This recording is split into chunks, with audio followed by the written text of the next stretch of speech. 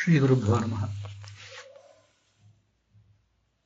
ಭಾಗವತದ 2ನೇ ಸ್ಕಂದದ 9ನೇ ಅಧ್ಯಾಯದ ಶ್ರವಣ ಈಗ ನಡೆದಿದೆ.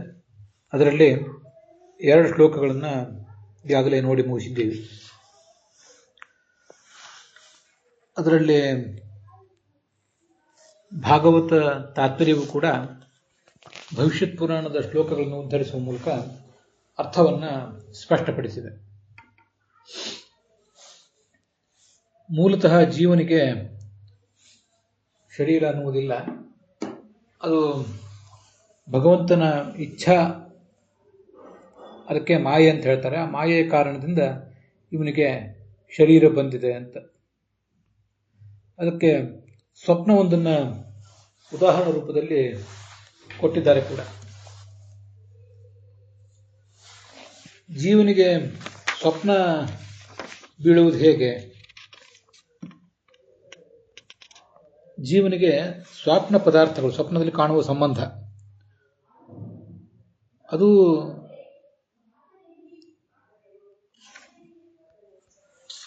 ಭಗವಂತನ ಇಚ್ಛೆ ಮತ್ತು ಅವನ ಅಧೀನವಾದ ಪ್ರಕೃತಿಗಳ ಹೊರತಾಗಿ ಬೇರೆ ಯಾವ ಕಾರಣದಿಂದಲೂ ಆಗೋದಿಲ್ಲ. ಅದರಂತೆ ಈ ಜಗತ್ತಿನ ಸಂಬಂಧವೂ ಕೂಡ ಜೀವನಿಗೆ ಬರುವುದು ಭಗವಂತನ ಇಚ್ಛೆ ಮತ್ತು ಸತ್ವಾದಿ ಗುಣಗಳ ಸಂಬಂಧದಿಂದ ಮಾತ್ರ ಅಂತ ಅದರ ಅರ್ಥ. ಆ ಭವಿಷ್ಯತ್ ಪುರಾಣದ ಶ್ಲೋಕದ ಕುರಿತು ಒಂದು ವಿಷಯವನ್ನ ನಾವು ನೋಡಬೇಕಾಗಿದೆ, ಒಂದು ವಾಕ್ಯದ ಅರ್ಥವನ್ನು.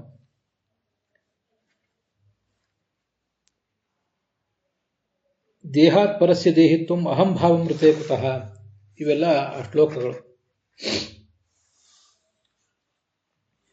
ಸ್ವತಃ ಜಡ ಶರೀರ ರಹಿತ ಈ ಜೀವ, ಅವನಿಗೆ ಶರೀರ ಬರಲಿಕ್ಕೆ ಕಾರಣ ಈಶ್ವರ ಇಚ್ಛಾ, 2ನೇ ಕಾರಣ ಪ್ರಕೃತಿ. ಈ ಸತ್ವಾದಿ ಗುಣ ಸಂಬಂಧದಿಂದ ಜೀವನಿಗೆ ಆ ದೇಹ, ಇದರಲ್ಲೆಲ್ಲ ನಾನೇ ದೇಹ, ನನ್ನದು ದೇಹ ಅನ್ನುವ ಅಭಿಮಾನ ಮೂಡುತ್ತದೆ. ಮೂಲತಃ ದೇಹದಿಂದ ಭಿನ್ನ ಇವನು. ಭಿನ್ನನಾದ ಜೀವನಿಗೆ ಅಭಿಮಾನ ಇಲ್ಲದೆ ಹೋದರೆ ಆ ದೇಹದ ಸಂಬಂಧ ಬರೋದು ಹೇಗೆ? ಅದಕ್ಕೆ ದೃಷ್ಟಾಂತ ನಮ್ಮ ಸ್ವಪ್ನ ಬರುವುದು ಹೇಗೆ ಅಂತ. ಸ್ವಪ್ನ ಬರುವುದು ಹೇಗೆ ಅನ್ನೋದನ್ನು ನಾವು ಒಂದು ಬಾರಿ ಪರ್ಯಾಲೋಚಿಸಿದರೆ ಇದು ಗೊತ್ತಾಗ್ತದೆ. ನಮ್ಮ ಬಾಹ್ಯೇಂದ್ರಿಯಗಳೆಲ್ಲ ಉಪರತ ಆಗಬೇಕು. ನಮ್ಮ ಮನಸ್ಸಿನಲ್ಲಿ ಸುಪ್ತವಾಗಿದ್ದ ಕಾಮನೆಗಳು, ಸಂಸ್ಕಾರಗಳು, ಇವೆಲ್ಲವೂ ಕೂಡ ಆ ಸಂದರ್ಭದಲ್ಲಿ ಪುಟ್ಟದ ಹೇಳಬೇಕು. ಯಾವುದೋ ಒಂದು ಅಪೇಕ್ಷೆ ಇದ್ದರೆ ಅದು ಈಡೇರಿಲ್ಲದೆ ಇದ್ದ ಹೋದಾಗ ಈ ಕನಸು ಮೂಡುವುದು ಸಾಧ್ಯ. ಹಿಂದೆ ಏನನ್ನು ಅನುಭವಿಸಿದ್ದೀವಿ, ಅದರ ಸಂಸ್ಕಾರ ನಮ್ಮ ಮನಸ್ಸಿನಲ್ಲಿ ಮೂಡಿದೆ.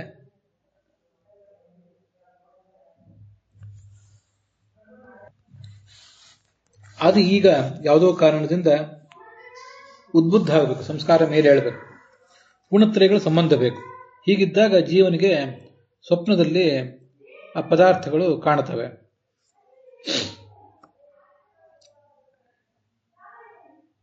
ಅದರಂತೆ ಗುಣತ್ರಯದ ಸಂಬಂಧವಿಲ್ಲದೇನೆ ಜೀವನಿಗೆ ಶರೀರದ ಸಂಬಂಧವೇ ಆಗೋದಿಲ್ಲ ಅಂತ ಅದರ ತಾತ್ಪರ್ಯ.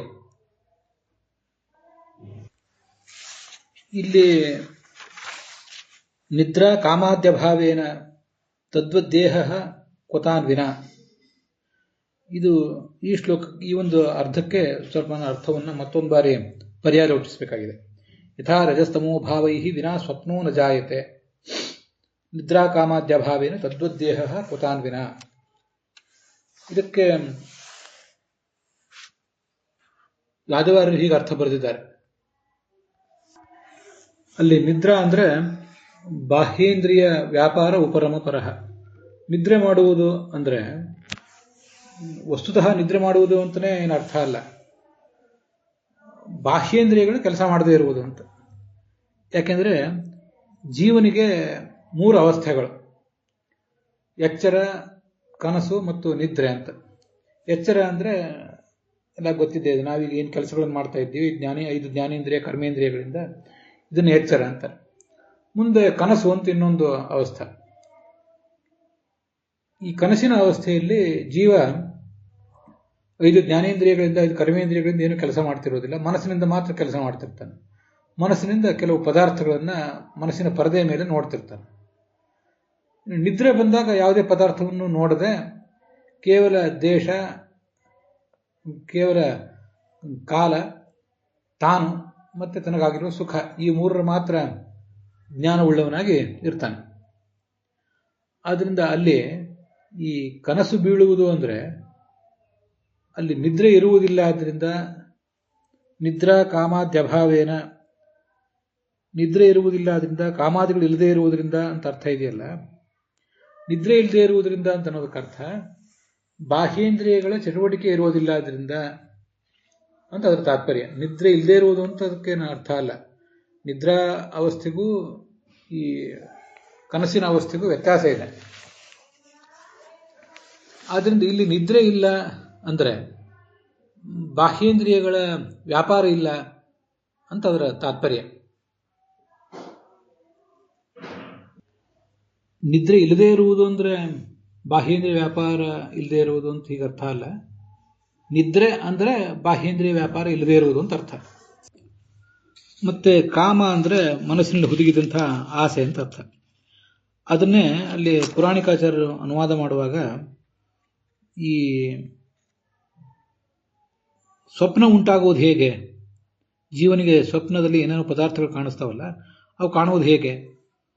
ಒಂದು, ಬಾಹ್ಯೇಂದ್ರಿಯಗಳು ಉಪರತಾಗಬೇಕು, ಇದು ಒಂದು ಅಂಶ. ಬಾಹ್ಯೇಂದ್ರಿಯಗಳು ಕೆಲಸ ಮಾಡ್ತಾ ಇದ್ರೆ ನಿದ್ರೆನೂ ಬರೋದಿಲ್ಲ, ಕನಸೂ ಬೀಳೋದಿಲ್ಲ. ಬಾಹ್ಯೇಂದ್ರಿಯಗಳು ಉಪರತ ಆಗಬೇಕು. ಮತ್ತು ಕಾಮನೆಗಳು ಬೇಕು, ಏನೇನೋ ಮನಸ್ಸಿನಲ್ಲಿ ಹುದುಗಿದ ಕಾಮನೆಗಳು ಇರಬೇಕು ಮೊದಲೇ. ಮತ್ತು ಹಿಂದೆ ಯಾವುದೋ ವಿಷಯವನ್ನು ನಾವು ಅನುಭವಿಸಿರಬೇಕು, ಆ ವಿಷಯದ ಅನುಭವದಿಂದ ಉಂಟಾದ ಸಂಸ್ಕಾರ ಇರಬೇಕು. ಮತ್ತು ಸತ್ವ, ರಜಸ್ಸು, ತಮಸ್ಸು ಅನ್ನುವ ಗುಣಗಳು ಬೇಕು. ಒಟ್ಟು ಇಷ್ಟು ಸಂಗತಿ. ಬಾಹ್ಯೇಂದ್ರಿಯಗಳ ಉಪರತಿ, ಬಾಹ್ಯೇಂದ್ರಿಯಗಳ ವಿಶ್ರಾಂತಿ ಬೇಕು. ಹಿಂದಿನ ಕಾಮನೆಗಳು, ಹುದುಗಿದ ಕಾಮನೆಗಳು ಎರಡನೇದ್ದು. ಹಿಂದೆ ವಿಷಯಾನುಭವ ಆಗಿರಬೇಕು, ಅದರ ಸಂಸ್ಕಾರ ಮನಸ್ಸಿನಲ್ಲಿ ಹುದುಗಿರಬೇಕು, ಅದು ಮೂರನೇದ್ದು. ಈ ಕಾಮನೆಗಳು ಅನ್ನೋದಕ್ಕೂ ವಿಷಯಾನುಭವ ಸಂಸ್ಕಾರ ಅನ್ನೋದಕ್ಕೂ ಹೆಚ್ಚು ಕಡಿಮೆ ಸಂಬಂಧ ಇದ್ದೇ ಇದೆ, ಇದು ಮೂರನೇದ್ದು. ಮತ್ತು ಗುಣತ್ರಯಗಳ ಸಂಬಂಧ ಅಂತ ಅನ್ನೋದು ನಾಲ್ಕನೇದ್ದು. ಹೀಗೆ 4 ಕಾರಣಗಳು ಇಲ್ಲದೆ ಹೋದರೆ ಜೀವನಿಗೆ ಸ್ವಪ್ನ ಬೀಳೋದಿಲ್ಲ. ಹಾಗೇನೆ ಗುಣತ್ರಯಗಳ ಸಂಬಂಧ ಇಲ್ಲದೇನೆ ಜಗತ್ತಿನ ಸಂಬಂಧ, ದೇಹಾದಿಗಳ ಸಂಬಂಧ ಜೀವನಿಗೆ ಆಗೋದಿಲ್ಲ ಅಂತ ಅದರ ತಾತ್ಪರ್ಯ.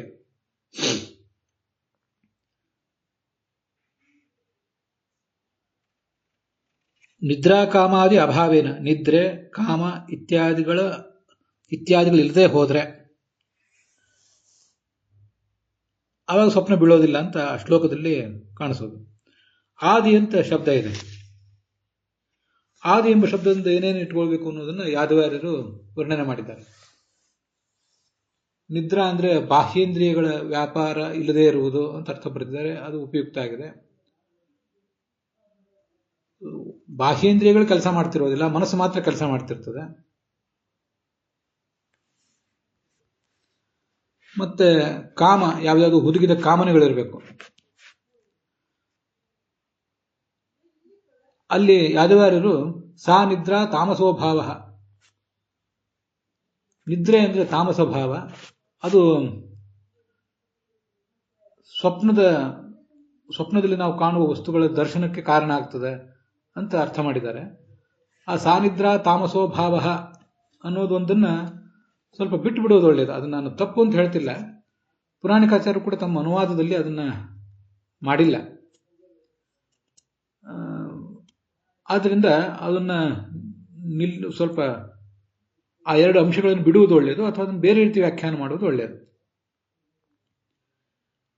ಅಂತೂ ಬಾಹ್ಯೇಂದ್ರಿಯಗಳು ವಿಶ್ರಾಂತವಾಗಿರಬೇಕು, ಮತ್ತೆ ಕಾಮನೆಗಳು ಮನಸ್ಸಿನಲ್ಲಿ ಇರಬೇಕು. ಎರಡನೇದ್ದು ವಿಷಯಾನುಭವ ಆಗಿರಬೇಕು, ಅದರ ಸಂಸ್ಕಾರ ಇರಬೇಕು, ಗುಣತ್ರಯಗಳ ಸಂಬಂಧ ಬೇಕು. ಇಷ್ಟು 4 ಇದ್ರೆ ಸ್ವಪ್ನ ಬರ್ತದೆ. ಇವು 4 ಇಲ್ಲದೆ ಹೋದ್ರೆ ಸ್ವಪ್ನ ಬರೋದಿಲ್ಲ ಅಂತ ಅದರ ತಾತ್ಪರ್ಯ.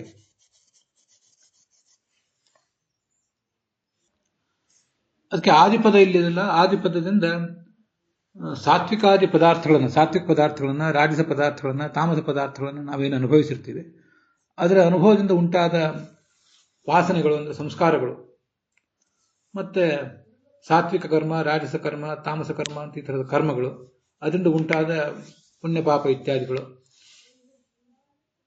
ಇವೆಲ್ಲವನ್ನು ಮತ್ತೆ ಪ್ರಕೃತಿ ಗುಣಗಳನ್ನು ಕೂಡ, ಪ್ರಕೃತಿಯ ಗುಣಗಳನ್ನು ಸತ್ವರಜಸ್ತಮೋ ಗುಣಗಳು, ಇವುಗಳೆಲ್ಲವನ್ನು ಕೂಡ ಬಿಟ್ಟು ಎಂದೂ ಸ್ವಪ್ನ ಹುಟ್ಟೋದಿಲ್ಲ ಅಂತ ಅದರ ತಾತ್ಪರ್ಯ.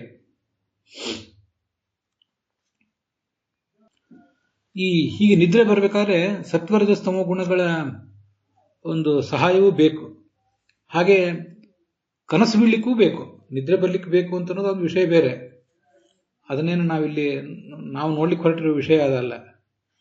ಕನಸು ಬೀಳಲಿಕ್ಕೆ ಸತ್ವರಜಸ್ತಮೋ 3 ಗುಣಗಳು ಬೇಕು.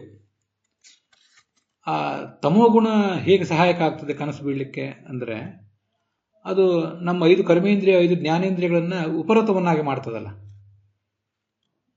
ಅದಕ್ಕೆ ವಿಶ್ರಾಂತಿಯನ್ನು ಕೊಡ್ತದೆ. ದಣಿವು ಅನ್ನೋದಾಗುವುದು ಆ ತಮೋ ಗುಣದಿಂದಲೇ. 5 ಜ್ಞಾನೇಂದ್ರಿಯಗಳು 5 ಕರ್ಮೇಂದ್ರಿಯಗಳು ಎಚ್ಚರಾವಸ್ಥೆ ಉದ್ದಕ್ಕೂ ಕೂಡ ಕೆಲಸ ಮಾಡ್ತಾ ಇದ್ದವು. ಅವುಗಳಿಗೆ ವಿಶ್ರಾಂತಿ ಕೊಟ್ಟಿತ್ತು ಆ ತಮೋಗುಣ. ಅದನ್ನೇ ಸಾನಿದ್ರಾ ತಾಮಸೋಭಾವ ಅಂತ ವ್ಯಾದವಾದ್ಯರು ಹೇಳಿದಂತೆ ಕಾಣಿಸ್ತದೆ. ಪುರಾಣಿಕಾಚಾರ್ಯರನ್ನು ಅನುವಾದ ಮಾಡಲಿಲ್ಲ, ಅದೇನೇ ಇರಲಿ. ಇನ್ನು ಅದನ್ನೇ ತಸ್ಯಾಹ ಸ್ವಪ್ನ ಪದಾರ್ಥ ಕಾರಣತ್ವ ಅನುಭವ ಸಿದ್ಧಂ. ಇಂಥ ಒಂದು ತಾಮಸ ಭಾವ ಅನ್ನೋದು ಅದು ಸ್ವಪ್ನ ಪದಾರ್ಥಗಳ ದರ್ಶನಕ್ಕೆ ಕಾರಣ ಆಗ್ತದೆ. ಬಾಹ್ಯೇಂದ್ರಿಯಗಳ ಉಪರತಿ ಅನ್ನೋದು, ಬಾಹ್ಯೇಂದ್ರಿಯಗಳ ವಿಶ್ರಾಂತಿ ಆದಾಗಲೇ ಸ್ವಪ್ನ ಪದಾರ್ಥ ಕಾಣಿಸೋದು. ಬಾಹ್ಯೇಂದ್ರಿಯಗಳು ಕೆಲಸ ಮಾಡ್ತಾ ಇದ್ರೆ ಸ್ವಪ್ನ ಪದಾರ್ಥಗಳ ದರ್ಶನ ಆಗೋದಿಲ್ಲ. ಕಾಮ ಅಂದರೆ ರಾಜಸ ಭಾವ, ಅದು ಕೂಡ ಸ್ವಪ್ನ ಪದಾರ್ಥಗಳ ದರ್ಶನಕ್ಕೆ ಕಾರಣ ಆಗ್ತದೆ. ಕಾಮ್ಯ ಕರ್ಮ ಕರ್ತೃಣಾಂ ಅನುಭವ ಸಿದ್ಧಂ ಅಂತ ಬರೆದಿದ್ದಾರೆ. ಅವನ್ನೆಲ್ಲ ಅನುವಾದದಲ್ಲಿ ತಗೊಂಡಿಲ್ಲ, ಆದರೆ ಸಣ್ಣ ಸಣ್ಣ ಅಂಶಗಳಾದ್ರಿಂದ ಅಲ್ಲಿ ಏನೋ ಮಹತ್ವದ ಅಂಶವನ್ನು ಯಾದವಾರ್ಯರು ಹೇಳಲಿಕ್ಕೆ ಹೊರಟಂತೆ ಕಾಣಿಸ್ತದೆ. ನಾವೇನು ಬಹಳ ದೊಡ್ಡ ವಿರಕ್ತರಲ್ಲದೆ ಇದ್ದವರು ಸಾಮಾನ್ಯವಾಗಿ ಅನೇಕ ಕಾಮ್ಯ ಕರ್ಮಗಳನ್ನು ಮಾಡ್ತೀವಿ. ಅದನ್ನೆಲ್ಲ ಆ ಕಾಮನೆಗಳು ಕೆಲವು ಈಡೇರಿರ್ತವೆ, ಕೆಲವು ಈಡೇರಿರೋದಿಲ್ಲ. ಅವೆಲ್ಲ ನಮ್ಮ ಮನಸ್ಸಿನಲ್ಲಿ ಇರ್ತವೆ. ಸ್ವಕಾಮಾನುಸಾರೇಣೇವ ಸ್ವಪ್ನ ಪದಾರ್ಥ ದೃಷ್ಟತ್ವಾತ್, ಸ್ವಪ್ನ ಅರ್ಥ ದೃಷ್ಟತ್ವಾತ್. ತಮ್ಮ ಕಾಮನೆಗಳು ಏನಿವೆ ಮನಸ್ಸಿನಲ್ಲಿ ಅವುಗಳಿಗನುಸಾರವಾಗಿ ಸ್ವಪ್ನ ಬರೋದು ಅಂತ ಅದರ ತಾತ್ಪರ್ಯ. ಹೀಗೆ ಕಾಮ ಅಂದ್ರೆ ರಾಜಸ ಭಾವ.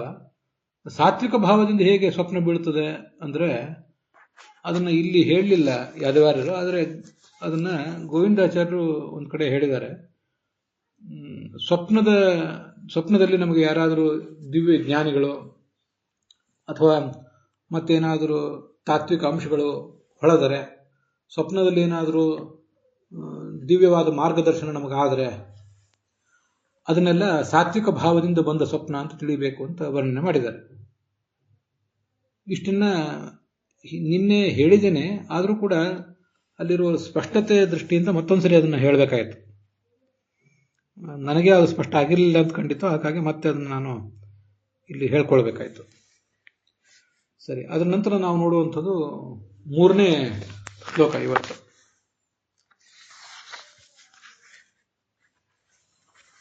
ಯರ್ಹಿ ಚಾಯಂ ಮಹಿತ್ವೇ ಸ್ವೇ ಪರಸ್ಮಿನ್ ಕಾಲಮಾಯಯೋ ರಮತೆ ಗತಸಮೂಹ ತ್ಯಕ್ತೋದಾಸ್ತೆ ತದೋಭಯಂ ಅಂತ ಈ 3ನೇ ಶ್ಲೋಕ ನಾವಿನ್ನು ಮುಂದೆ ನೋಡುವಂಥದ್ದು. ಅದಕ್ಕೆ ಸರಳವಾದ ಅರ್ಥ ಏನು, ಆಮೇಲೆ ವ್ಯಾಖ್ಯಾನಗಳು ಏನು ಹೇಳಿವೆ ಅಂತ ಅನ್ನೋದನ್ನ ಮುಂದೆ ನೋಡೋಣ.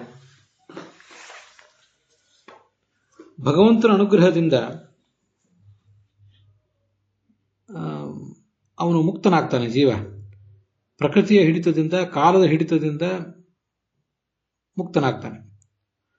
ತನ್ನ ಸ್ವರೂಪಭೂತವಾದ ದೇಹ, ಅಲ್ಲಿರುವ ಜ್ಞಾನ, ಆನಂದ, ಅದರ ಬಗ್ಗೆ ಅನುಭವ ಪಡ್ಕೋತಾನೆ. ತಾನು ತನ್ನದು ಅನ್ನುವಂಥ ಅಭಿಮಾನವನ್ನು ಬಿಟ್ಟು ತಟಸ್ಥನಾಗಿ ಬಿಡ್ತಾನೆ. ತನ್ನ ಸ್ವರೂಪ ಆನಂದವನ್ನೇ ಅನುಭವಿಸ್ತಾ ಇರ್ತಾನೆ ಅಂತ 3ನೇ ಶ್ಲೋಕ. ಇದನ್ನೇ ಹಿಂದೆ ಉದಾಸ್ತೆ ಅಂತ ಇಲ್ಲಿ ಬಂದಿರುವುದನ್ನು, ಜೀವ ಉದಾಸೀನಾಗಿರ್ತಾನೆ ಅಂತ ಬಂದದ್ದನ್ನೇ ಹಿಂದೊಂದ್ಸರಿ ನಾನು ಹೇಳಿದ್ದೆ. ಅಲ್ಲಿ ಯಥಾತ್ಮತಂತ್ರೋ ಭಗವಾನ್ ವಿಕ್ರೀಡತ್ಯಾತ್ಮಮಾಯಯ ವಿಸೃಜ್ಯ ಚ ತಥಾ ಮಾಯ ಮುದಾಸ್ತೆ ಸಾಕ್ಷಿವದ್ವಿಭು ಅಂತ 23ನೇ ಶ್ಲೋಕ 8ನೇ ಅಧ್ಯಾಯದಲ್ಲಿ ಭಗವಂತ ಉದಾಸೀನಾಗಿರ್ತಾನೆ. ಜೀವ ಏನ್ ಮಾಡ್ತಾನೆ ಅಂತ ಒಂದು ಪ್ರಶ್ನೆ ಬಂದಿತ್ತು. ಭಗವಂತ ನಮ್ಮನ್ನು ಸಂಸಾರಕ್ಕೆ ತೊಡಗಿಸ್ತಾನೆ, ಜೀವ ಸಂಸಾರಕ್ಕೆ ತೊಡಗುತ್ತಾನೆ. ಜೀವ ಮುಕ್ತನಾಗ್ತಾನೆ, ಭಗವಂತ ಅವನನ್ನು ಮುಕ್ತನನ್ನಾಗಿ ಮಾಡ್ತಾನೆ. ಜೀವ ಮುಕ್ತಿಯಲ್ಲಿ ಸುಖ ಪಡ್ತಾನೆ, ಭಗವಂತವನ್ನು ಸುಖ ಪಡಿಸ್ತಾನೆ. ಹೀಗೆ ಜೀವನದೊಂದು ಕ್ರಿಯೆ ಅಣಿಜಂತ ಕ್ರಿಯೆ, ಅದು ಭಗವಂತನ ಕ್ರಿಯೆ ನಿಜಂತ ಕ್ರಿಯೆ. ಆ 4 ಕ್ರಿಯೆಗಳನ್ನು ಅಲ್ಲಿನ ವೇದವಾಕ್ಯ ವರ್ಣನೆ ಮಾಡಿದೆ, ಸೌಕರಾಯಣ ಶ್ರುತಿ. ಹಾಗಾದ್ರೆ ಉದಾಸ್ತೆ ಅನ್ನೋದೊಂದು ಕ್ರಿಯಾ ಇದೆಯಲ್ಲ, ಭಗವತ್ ಕರ್ತೃಕವಾದ ಕ್ರಿಯಾ, ಅದಕ್ಕೆ ಭಗವತ್ ಕರ್ತೃಕವಾದ ಕ್ರಿಯಾ ಆಯಿತು. ಜೀವಕರ್ತೃಕವಾದ ಕ್ರಿಯಾ ಯಾವುದು? ಉಳಿದ 3 ಧಾತುಗಳಿಗೆ ಜೀವಕರ್ತೃಕವಾದ ಕ್ರಿಯಾವನ್ನು ತೋರಿಸಬಹುದು ಸುಲಭವಾಗಿ. ಇಲ್ಲಿ ಭಗವತ್ ಕರ್ತೃಕವಾದ ಕ್ರಿಯಾ ಯಾವುದು? ಕ್ರಿಯಾ ಆದರೆ ಉದಾಸ್ತೆ ಅಂತ ಶ್ಲೋಕದಲ್ಲಿ ಬಂದಿದೆ, 23ನೇ ಶ್ಲೋಕದಲ್ಲಿ. ಜೀವನಿಗೆ ಸಂಬಂಧಪಟ್ಟಂತೆ ಕ್ರಿಯಾ ಯಾವುದು ಅಂದರೆ ಅದು ಕೂಡ ಉದಾಸ್ತೆ ಅಂತಾನೆ. ಅದನ್ನು ಇಲ್ಲಿ ಈ 3ನೇ ಶ್ಲೋಕ ಹೇಳಿದೆ. ಆ ಶ್ಲೋಕಕ್ಕೂ ಈ ಶ್ಲೋಕಕ್ಕೂ ಆ ರೀತಿ ಸಂಬಂಧ ಇದೆ. ಅವನ ಜೀವನ ಮುಕ್ತಾವಸ್ಥೆಯನ್ನೇ ಅದು ವರ್ಣನೆ ಮಾಡ್ತದೆ. ಆದ್ದರಿಂದ ಜೀವ ಉದಾಸೀನನಾಗ್ತಾನೆ. ಯಾಕೆ ಜೀವ ಉದಾಸೀನನಾಗ್ತಾನೆ ಅಂದರೆ ಭಗವಂತ ಉದಾಸೀನನಾಗುವುದರಿಂದ. ಇಷ್ಟರವರೆಗೆ ಸತ್ವರಜಸ್ತಮ ಗುಣಗಳನ್ನು ಮುಂದೆ ಮಾಡಿಕೊಂಡು ಜೀವನಿಗೆ ನಾನಾ ಥರದ ಶರೀರಗಳನ್ನು ಕೊಟ್ಟ ಭಗವಂತ. ಇನ್ನು ಇವನ ಸಾಧನೆಯನ್ನು ಗಮನಿಸಿ ಮತ್ತೆ ಇವನನ್ನ ಜೀವನದಲ್ಲಿ ಸಂಸಾರದಲ್ಲಿ ತೊಡಗಿಸುವುದು ಬೇಡ ಅಂತ ಆಲೋಚನೆ ಮಾಡಿದ. ಆದ್ದರಿಂದ ಅವನ ಆಲೋಚನೆಯೇ ಮುಖ್ಯ. ಇವನು ದೊಡ್ಡ ಸಾಧನೆ ಮಾಡಿಬಿಟ್ಟ ಅಂತಲ್ಲ, ಇವನೇನೋ ಶ್ರವಣ ಮಾಡಿದ, ಮನನ ಮಾಡಿದ, ಧ್ಯಾನ ಮಾಡಿದ ಅನ್ನೋದು ದೊಡ್ಡ ವಿಷಯ ಅಲ್ಲ. ನಮ್ಮಂಥವ್ರು ಏನು ಶ್ರವಣ ಮಾಡಿಯೇವೋ, ಏನು ಮನನ ಮಾಡಿಯೇವೋ, ಏನು ಧ್ಯಾನ ಮಾಡಿಯೇವೋ, ಅಧ್ಯಾತ್ಮದ ಯಾವ ಎತ್ತರವನ್ನಾದರೂ ನಾವು ಏರಿಯೇವೋ, ಭಗವಂತ ಕೃಪೆಯಿಂದ ಯಮೇ ವೈಷ ವೃಣತೆ ತೇನ ಲಭ್ಯ ತಸ್ಯೇಷ ಆತ್ಮ ವಿವೃಣತೆ ತನುಂ ಸ್ವಾಂ ಅಂತ. ನಾಯಮಾತ್ಮ ಪ್ರವಚನೇನ ಲಭ್ಯ ನ ಮೇಧಯಾ ನ ಬಹುರಾಶ್ರುತೇನ ಯಮೇ ವೈಷ ವೃಣತೆ ತೇನ ಲಭ್ಯ ತಸ್ಯೇಷ ಆತ್ಮ ವಿವೃಣತೆ ತನುಂ ಸ್ವಾಂ. ಈ ಭಗವಂತನನ್ನು ನಾವು ಮಾಡುವ ಪ್ರವಚನಗಳು, ನಮ್ಮ ಮೇಧಾಶಕ್ತಿ, ನಮ್ಮ ವಿಮರ್ಶೆ, ನ ಬಹುನಾಶ್ರುತೇನ, ಸಾಕಷ್ಟು ನಾವು ಶ್ರವಣ ಮಾಡಿದೆವು, ಇನ್ನೊಬ್ಬರಿಗೆ ಶ್ರವಣ ಮಾಡಿಸಿದೆವು, ಮನನ ಮಾಡಿದೆವು, ಧ್ಯಾನ ಮಾಡಿದೆವು, ಏನು ಮಾಡಿದರೂ ಇದರ ಬಲದಿಂದ ಅವನು ನಮಗೆ ಸಿಗುವವನಲ್ಲ. ಯಮೇ ವೈಷ ವೃಣತೆ, ಈ ಒಬ್ಬ ಜೀವನನ್ನು ನಾನು ಉದ್ಧರಿಸಬೇಕು ಅಂತ ಅವನಿಗೆ ಆಲೋಚನೆ ಬಂತು, ಅವನು ಉದ್ಧರಿಸಿದ ಅಷ್ಟೆ. ತೇನ ಲಭ್ಯ, ಅವನಿಗದು ಅಲ್ಲಿ ತ್ರಿವಿಕ್ರಮ ಪಂಡಿತರು ಬ್ರಹ್ಮಸೂತ್ರ ಭಾಷ್ಯದಲ್ಲಿ ಬರೀತಾರೆ. ಯಮೇ ವೈಷ ವೃಣತೆ, ಯಾವ ಜೀವನನ್ನು ಭಗವಂತ ಆಯ್ಕೆ ಮಾಡ್ಕೋತಾನೆ ಅಂದರೆ ಭಕ್ತ್ಯಾದಿ ದಾನೇನ ವೃಣತೆ, ಅವನಿಗೆ ಭಕ್ತಿ ಜ್ಞಾನ ವೈರಾಗ್ಯಾದಿಗಳನ್ನು ಕೊಟ್ಟು ಶ್ರವಣ ಮನನಾದಿಗಳನ್ನು ಮಾಡುವ ಒಂದು ಅವಕಾಶವನ್ನು ಆತನಿಗೆ ಕೊಟ್ಟು ಆತನನ್ನು ಸ್ವೀಕಾರ ಮಾಡ್ತಾನೆ. ಅಂಥವನಿಗೆ ಭಗವಂತ ಸಿಗ್ತಾನೆ ಅಂತ. ಆದ್ದರಿಂದ ನಾವು ಸ್ವಲ್ಪ ಮಟ್ಟಿಗೆ ಸಮಾಧಾನ ಪಡಬಹುದು. ವಿ ಆರ್ ಚೋಸನ್ ಪೀಪಲ್ ಅಂತ. ಒಂದಿಷ್ಟು ಭಕ್ತಿ ಆದರೂ ಬಂದಿದೆ, ಒಂದಿಷ್ಟಾದರೂ ಜ್ಞಾನ ಬಂದಿದೆ, ಬಹಳ ಅಲ್ಲದೆ ಹೋದರೂ ಸ್ವಲ್ಪ ಆದರೂ ಬಂದಿದೆ. ಆ ಮಾರ್ಗದಲ್ಲಿ ಅಧ್ಯಾತ್ಮ ಜ್ಞಾನ ನಿತ್ಯರಾಗಿ ನಿತ್ಯದಲ್ಲಿಯೂ ಅಧ್ಯಾತ್ಮದಲ್ಲಿ ತೊಡಗಿ ಬದುಕ್ತಾ ಇದ್ದೀವಿ ಅಂದರೆ ತನ್ನ ಭಕ್ತರ ದೊಡ್ಡ ಒಂದು ಗಣವನ್ನೇನು ಭಗವಂತ ಸ್ವೀಕಾರ ಮಾಡಿದ್ದಾನೆ, ಅದರಲ್ಲಿ ನಾವು ಕೂಡ ಒಬ್ಬರು ಇದ್ದೇವೆ. ಅದಕ್ಕಾಗಿ ನಮ್ಮನ್ನು ಅವನು ಸ್ವೀಕಾರ ಮಾಡಿದ್ದಾನೆ ಅಂತನ್ನುವುದು ಈ ಎಲ್ಲ ಕ್ರಿಯೆಗಳನ್ನು ನಾವು ಮಾಡ್ತಾ ಇದ್ದೀವಿ ಅನ್ನೋದಕ್ಕೆ, ನಾವು ಮಾಡ್ತಿರುವುದು ಅನ್ನುವ ಸಂಗತಿ ಏನಿದೆ ಇದನ್ನು ಗಮನಿಸಿದರೆ, ಅವನು ಸ್ವೀಕಾರ ಮಾಡಿಲ್ಲದೆ ಹೋದರೆ ಈ ಎಲ್ಲ ಕ್ರಿಯೆಗಳನ್ನು ನಾವಾದರೂ ಹೇಗೆ ಮಾಡ್ತಿದ್ದೆವು? ಅದರಿಂದ ಭಗವಂತ ಅದನ್ನು ನಡೆಸ್ತಾ ಇದ್ದಾನೆ ಅಂತ ಅದರ ತಾತ್ಪರ್ಯ ಆಗ್ತದೆ. ಭಗವಂತ ಉದಾಸೀನನಾಗಿದ್ದಾನೆ. ಸತ್ವರದ ಸ್ತಮ ಗುಣಗಳ ವಿಷಯದಲ್ಲಿ ಭಗವಂತ ಉದಾಸೀನನಾಗಿರುವುದರಿಂದ ಜೀವನು ಕೂಡ ಉದಾಸೀನನಾಗಿದ್ದಾನೆ ಅಂತ ಅದರ ತಾತ್ಪರ್ಯ. ಅದಕ್ಕಾಗಿ ಇಲ್ಲಿ ಈ 3ನೇ ಶ್ಲೋಕವನ್ನು ಈ ಹಿಂದೆನೇ ನಾನು ಹೇಳಿದ್ದೆ. ಮಹಿತ್ವೇ ಸ್ವೇ, ನೋಡಿ ಭಗವಂತನಂತೆ ಬಿಂಬನಾದ ಭಗವಂತನಂತೆ ಈ ಪ್ರತಿಬಿಂಬರಾದಂಥ ಜೀವನು ಕೂಡ ವರ್ತಿಸ್ತಾನೆ ಅಂತ ಅಲ್ಲಿ ಅದರ ತಾತ್ಪರ್ಯ ಇದೆ. ಅಲ್ಲಿ ಭಗವಂತನನ್ನ ಸ್ವೇ ಮಹಿಮ್ನಿ ಪ್ರತಿಷ್ಠಿತ ಅಂತ ಚಾಂದೋಗ್ಯ ಉಪನಿಷತ್ತು ವರ್ಣನೆ ಮಾಡಿದೆ. ತನ್ನ ಮಹಿಮೆಯಲ್ಲಿ ಅವನು ಪ್ರತಿಷ್ಠಿತನಾಗಿರ್ತಾನೆ ಅಂತ. ಜೀವನು ಕೂಡ ಆ ಭಗವಂತನ ಪ್ರತಿಬಿಂಬನಾದವನು ಸ್ವೇ ಮಹಿತ್ವೇ, ತನ್ನ ಒಂದು ದಿವ್ಯವಾದ ಸ್ವರೂಪದಲ್ಲಿ ಅವನು ತಲ್ಲೀನಾಗಿ ಬಿಡ್ತಾನೆ, ಅಲ್ಲಿ ಮಗ್ನನಾಗ್ತಾನೆ ಅಂತ. ಅದ್ಯಾವುದು ದಿವ್ಯ ಸ್ವರೂಪ ಅಂದರೆ ಭಗವಂತ ಹೇಗೆ ಜ್ಞಾನಾನಂದಮಯನೋ ಹಾಗೆ ಇವನು ಕೂಡ ಜ್ಞಾನಾನಂದಮಯ ಅಂತ ಸ್ವರೂಪದಲ್ಲಿ ಮಗ್ನನಾಗಿರ್ತಾನೆ ಅಂತ ಅದರ ತಾತ್ಪರ್ಯ.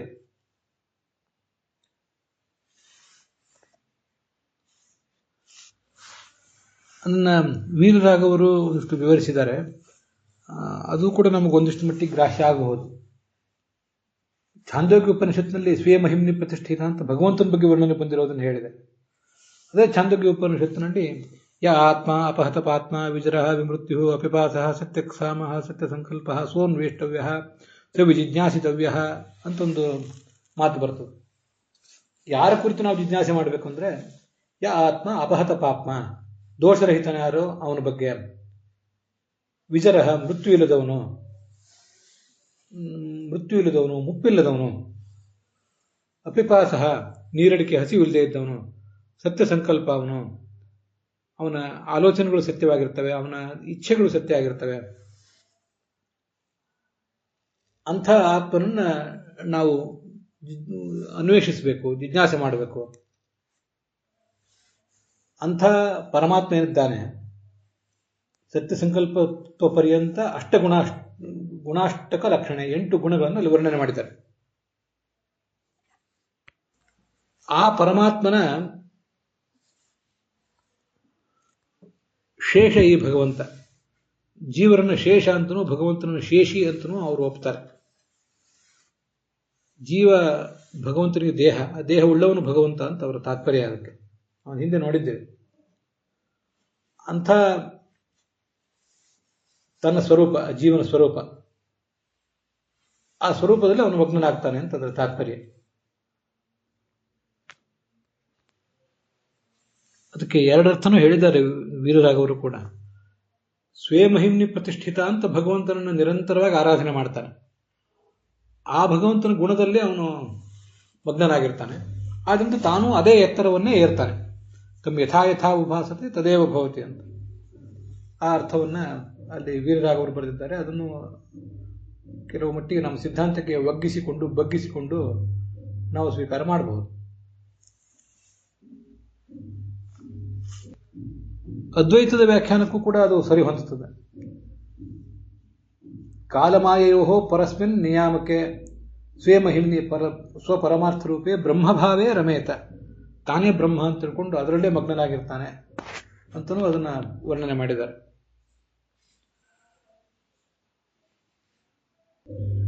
ವಿಜಯಧ್ವಜರು ಹೇಳ್ತಾರೆ, ವೈರಾಗ್ಯಾದಿಗಳನ್ನು ಸಂಪಾದನೆ ಮಾಡ್ತಾನೆ, ಭಗವಂತನ ಜ್ಞಾನವನ್ನು ಪಡಿತಾನೆ, ಭಗವಂತನ ಪರೋಕ್ಷ ಜ್ಞಾನವನ್ನು ಮೊದಲು ಪಡೆದು ಅಪರೋಕ್ಷ ಜ್ಞಾನವನ್ನು ಆಮೇಲೆ ಪಡಿತಾನೆ. ಕಾಲಮಾಯೋ ಪರಸ್ಮಿನ್. ಕಾಲ ಅಂದ್ರೆ ಕಾಲ, ಟೈಮ್ ನಮ್ಗೆ ಗೊತ್ತಿದೆ. ಮಾಯಾ ಅಂದ್ರೆ ಪ್ರಕೃತಿ. ಅವೆರಡಕ್ಕಿಂತ ಭಿನ್ನವಾದ ಅಂದ್ರೆ ವಿಲಕ್ಷಣವಾದ ಅರ್ಥಾತ್ ಅವೆರಡರ ಸಂಪರ್ಕವಿಲ್ಲದ ತನ್ನ ಸ್ವರೂಪ ಅಂದ್ರೆ ಜೀವನ ಸ್ವರೂಪ, ಅದು ಸಚ್ಚಿದಾನಂದಾತ್ಮಕವಾದ ಸ್ವರೂಪ, ಜ್ಞಾನ ಸ್ವರೂಪ, ಆನಂದ ಸ್ವರೂಪ ಭಗವಂತನಂತೆ. ಅದರಲ್ಲಿ ಅವ್ಯವಧಾನೇನ ಅನುಭವತಿ. ಇನ್ನೆಂದೂ ತಾನು ಜ್ಞಾನ ಸ್ವರೂಪ ಹೌದೋ ಅಲ್ವೋ, ಆನಂದ ಸ್ವರೂಪ ಹೌದೋ ಅಲ್ವೋ ಅನ್ನೋದ್ರ ಬಗ್ಗೆ ಅವನಿಗೆ ಗೊಂದಲಗಳಿರೋದಿಲ್ಲ. ತುಂಬ ಸುಂದರವಾಗಿದೆ ಅದು. ಸಂಸಾರದಲ್ಲಿದ್ದಾಗ ನನ್ನ ಗತಿ ಏನು, ನಾನು ಮುಕ್ತಿಗೆ ಹೋದೇನೋ ಇಲ್ವೋ, ಎಂದಾದರೂ ಈ ಭೌತ ದೇಹ, ಅನಿರುದ್ಧ ದೇಹ, ಲಿಂಗ ದೇಹಗಳ ಆವರಣದಿಂದ ಕಳಚಿಕೊಂಡೇನೋ ಇಲ್ವೋ, ಸಂಸಾರದಿಂದ ಒಟ್ಟಾರೆ ಮುಕ್ತನಾದೇನೋ ಇಲ್ವೋ ಅಂತ ಒಂದು ಗೊಂದಲ, ಕಳವಳ, ಅನಿಶ್ಚಿತತೆ ಅವನನ್ನು ಕಾಡ್ತಾ ಇರ್ತದೆ. ಆದರೆ ಅಲ್ಲಿ ಹೋದ ಮೇಲೆ ಸ್ವೇ ಮಹಿಮ್ನಿ ಪ್ರತಿಷ್ಠಿತ, ನೀನು ನಿನ್ನ ಮಹಿಮೆಯಲ್ಲಿ ಪ್ರತಿಷ್ಠಿತನಾಗ್ತಿ, ನೀನೂ ಒಬ್ಬ ಮಹಿಮಾವಂತನೇ ಅಂತ ಶಾಸ್ತ್ರ ನಮ್ಮನ್ನ ಭರವಸೆ ತುಂಬಿ ಬಡಿದೆಬ್ಬಿಸಿದೆ. ಅವಿದ್ಯೆಗಳ ಕಾರ್ಯ ಅಂತನ್ನುವುದೆಲ್ಲ ಆಗ ಸ್ಥಗಿತ ಆಗಿ ಹೋಗಿರ್ತದೆ. ಉದಾಸ್ತೆ ಅಂತಿದೆಯಲ್ಲ, ಆಸ್ತೆ ಅಂದ್ರೆ ಅಲ್ಲಿ ಉದಾಸ್ತೆ ಎಂಬುದು ಊತ ಎಂಬ ಉಪಸರ್ಗ, ಆಸ್ತೆ ಅಂತ ಒಂದು ಕ್ರಿಯಾಪದ. ಅದಕ್ಕೆ ಉದಾಸೀನಾಗಿರ್ತಾನೆ ಅಂತ ಒಂದು ಅರ್ಥ ಆಗಬಹುದು. ಅದಕ್ಕೆ ಉತ್ಕೃಷ್ಟೋ ಭವತಿ, ಉದಾಸೀನಾಗಿರುವುದು ಅಂದ್ರೆ ದೂರ ಇರುವುದು ಅಂತ ಅರ್ಥ, ನಮಗಿದು ಗೊತ್ತಿದೆ. ಅಂದ್ರೆ ಉತ್ಕೃಷ್ಟ ಅಂತ ಅರ್ಥ, ಎತ್ತರದಲ್ಲಿರುವುದು ಅಂತನೂ ಅರ್ಥ ಆಗ್ತದೆ. ನೀಚತ್ವಾಪಾದಕಾತ್ ಸಂಸಾರ ಮುಕ್ತೋ ಭವತಿ ಇತ್ಯರ್ಥ. ಸಂಸಾರ ನಮ್ಮನ್ನ ಕೆಳಗೆ ಸೆಳೆದು ಕೂಡಿಸಿತ್ತು. ಅಂಥ ನೀಚತ್ವವನ್ನು ಕೊಟ್ಟಿರುವ ಸಂಸಾರದಿಂದ ನಾವೀಗ ಮುಕ್ತರಾಗ್ತೀವಿ, ಎತ್ತರಕ್ಕೆ ಏರ್ತೀವಿ ಅಂತ ಅದರ ತಾತ್ಪರ್ಯ. ಈ 3ನೇ ಭಾಗವತ ಶ್ಲೋಕವನ್ನು ಈಗ ನೋಡಿದ್ದೀವಿ ಅಷ್ಟೇ. ಆದರೆ ಭಾಗವತ ತಾತ್ಪರ್ಯದಲ್ಲಿ ಈಗಾಗಲೇ ಬಂದಾಗಿದೆ. ಯದಾ ಸ್ವರೂಪಂ ಜಾನಾತಿ ಕಾಲತ್ರಯ ವಿವರ್ಜಿತಂ ಕಾಲ ಪ್ರಕೃತಿವರ್ಜಿತಂ ವಾಸುದೇವ ಪ್ರಸಾದೇನ ತದಾ ಮುಕ್ತೋ ಭವತ್ಯಸೌ ಅಂತ. ತನ್ನ ಸ್ವರೂಪವನ್ನು ತಾನು ತಿಳ್ಕೊತಾನೆ ಮೊದಲು ಜೀವ. ಕಾಲದ ಮತ್ತು ಪ್ರಕೃತಿಯ ಪ್ರಭಾವ ಅಲ್ಲಿರೋದಿಲ್ಲ. ಆವಾಗ ಭಗವಂತನ ಅನುಗ್ರಹದಿಂದ ಮುಕ್ತನಾಗ್ತಾನೆ ಅಂತ ಅದರ ತಾತ್ಪರ್ಯ. ಹೀಗೆ ಉದಾಸ್ತೆ ಅಂದರೆ ವಿಜಯಧ್ವಜರು ಹೇಳುವಂತೆ ಎತ್ತರಕ್ಕೆ ಏರ್ತಾನೆ, ಉತ್ಕೃಷ್ಟನಾಗಿಬಿಡ್ತಾನೆ. ಅಥವಾ ಉದಾಸ್ತೆ ಅಂದರೆ ಪುನಃ ತನ್ನ ಭಜತೆ, ಮತ್ತೆಂದು ಈ ಪ್ರಕೃತಿಯ ಗುಣ ಸಂಬಂಧ ಸಹಿತವಾದ ದೇಹದ ಕಡೆ ಅವನಿಗೆ ಬರೋದಿಲ್ಲ, ಆ ದೇಹಗಳ ಬಾಧೆಯನ್ನು ಅವನು ಅನುಭವಿಸೋದಿಲ್ಲ. ಆದ್ರಿಂದ ಅವನು ಉದಾಸ್ತೆ ಅಂತ ವರ್ಣನೆ ಮಾಡೋದು. ಗತ ಸಮೂಹ ಅಂದರೆ ನಾನು ನನ್ನದು ಅಭಿಮಾನದಿಂದ ರಹಿತನಾಗಿ.